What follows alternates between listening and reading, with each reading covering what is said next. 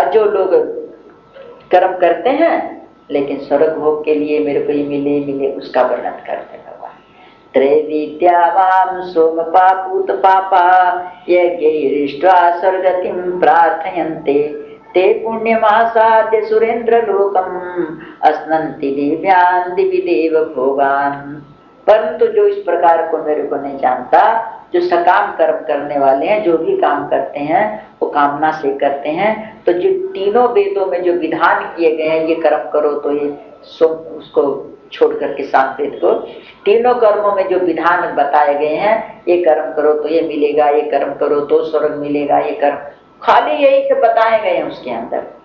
तो कहते हैं कि जो वेद है ना, भगवान अर्जुन से कहेंगे तो वेदों से ऊपर उठ, वेदों के में मत पढ़।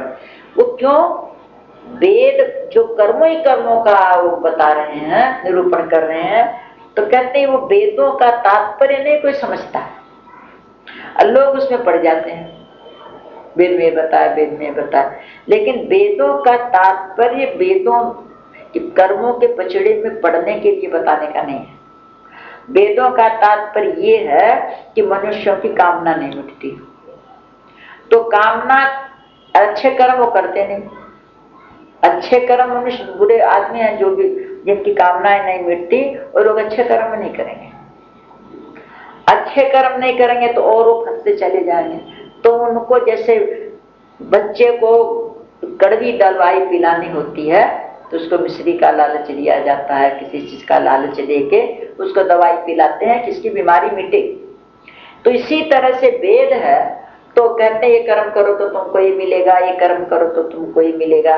तो अच्छे अच्छे कर्मों का, यज्ञ का, आदि का जो बताते हैं, लालच से ही सही अच्छे कर्मों में तो लगे रहेंगे, कम से कम गलत कामों में तो नहीं जाएंगे।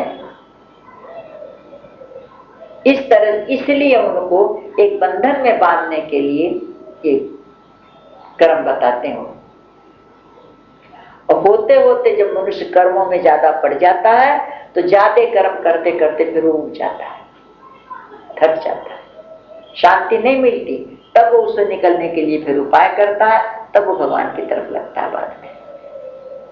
इसलिए वेदों का बतलाने का तात्पर्य ये है। तो कहते हैं भगवान की जो सकाम कर्म करने वाले हैं, सोमरस को पीने वाले हैं, उसमें यज्ञों में सोमरस का विधान है।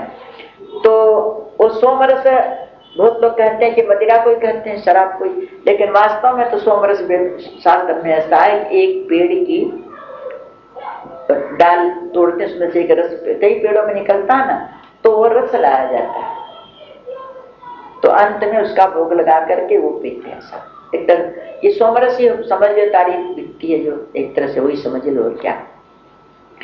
तो कहते हैं कि जो सोमरस को पीने वाले हैं, बड़े बड़े सकाम कर्म करने वाले हैं, पाप रहित पुरुष, उनको पाप खत्म होता है उनका, क्योंकि ये स्वर्ग प्राप्ति के जो देव हैं, स्वर्ग प्राप्ति में जो प्रतिबंध लगाने वाले देव हैं, उनका ये यज्ञ आदि से ऋण से उऋण होते हैं।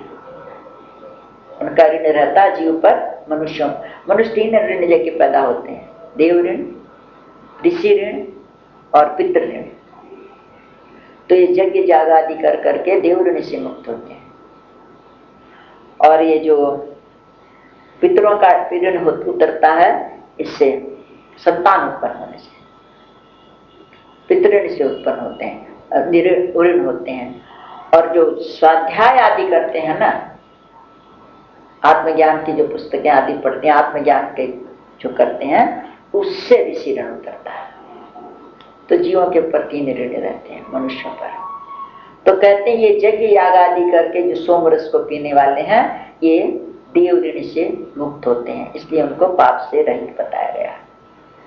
तो कहते हैं वो मनुष्य मुझको यज्ञों के द्वारा पूज करके स्वर्ग की प्राप्ति चाहते हैं, और अपने उसके पुण्य होता है, उसके पुण्य से वो स्वर्ग को प्राप्त होते हैं, उसका फल मिलता है, और वहां जाकर के दिव्य भोगों को भोगते हैं, उसका फल मिलता है उनको। तेतं भुक्त्वा स्वर्गलोकं विशालं क्षीणे पुण्ये मर्त्यलोकं विशन्ति एवं त्रयी धर्म मनोप्रपन्ना गतागतं काम कामा लभन्ते। लेकिन वैसा ही होता है वहां पर, कुछ धन कमाया, खूब अपने पास गए कहीं 5 स्टार होटल में खूब दिन रहे, मौज मस्ती किए, खूब मौज मस्ती, और जब वो खत्म हुआ तो धक्के मार के निकाले, नहीं हम तो इतने दिन यहाँ रह लिए, यहाँ से नहीं जाएंगे। कैसे नहीं जाओ, तुम्हारी पूंजी खत्म हुई, निकलो। जो लोग वहां पर सेवा करने वाले रहते हैं, कोई नहीं, जब नहीं चुकाए तो धक्का मार के निकालने का अधिकार हम लोगों, फिर गई मर्यादा, सब खत्म। तो कहते हैं वे अपने उस पुण्य से, जगह याग आदि के पुण्य से विशाल स्वर्गलोक को प्राप्त करते हैं, वहां भोग भोगते हैं और पुण्य जितना कमा के लेके जाते हैं, उनका जब खत्म हो जाता है तो फिर उनको मृत्यु लोक में वापस भेज दिया जाता है, फिर इसी को प्राप्त होते हैं। तो कहते हैं कि ये जो स्वर्ग के साधन हैं, ये तीनों वेद बताते हैं। तो इस सकाम कर्म का आश्रय लेने वाले जो मनुष्य भोगों की कामना वाले बार बार यज्ञ करते रहते हैं, स्वर्ग को जाते हैं, तो कहते हैं ये आवागमन को प्राप्त होते हैं, पुण्य के प्रभाव से जाते हैं, और पुण्य क्षीण होने पर फिर मृत्यु लोक में आ जाते हैं।